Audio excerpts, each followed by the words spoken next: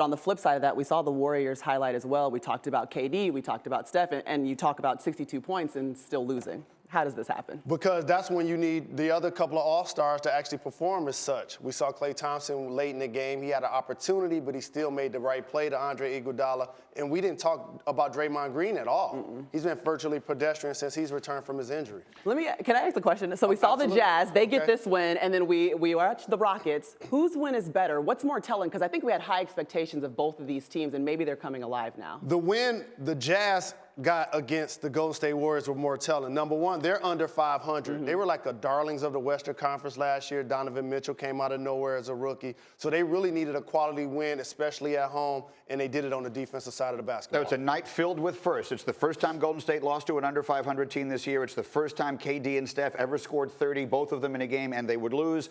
And it's the first time any team ever made 26 threes in an NBA game. KD and Steph, 62 points. Golden State loses. Just doesn't quite seem as crisp as you would expect. What are you seeing from the Warriors? Well, Steph Curry and Kevin Durant are playing like anticipated, MVP level. Draymond Green is having his worst overall shooting season of his career. Yep. From the floor, 43%.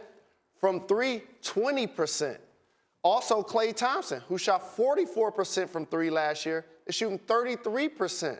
So when the Splash Brothers are drizzling, and when Draymond Green isn't being a Swiss Army knife, it puts more pressure on Steph and KD to go one-on-one and make big plays. They scored over 60 points on the road, and the team still lost. I was impressed, though, by the Jazz in this game. The fact that Donovan Mitchell, you mentioned it, he shoots like 19% in the game, but the defense that we saw kind of get him out to a lead and have breakthrough season last year was what they needed at the end and down the stretch to get the win against the Warriors. And also the elephant in the room, if you notice late on that play where Gobert did a great job of hustling out to Steph in the corner, you know why he was able to do that?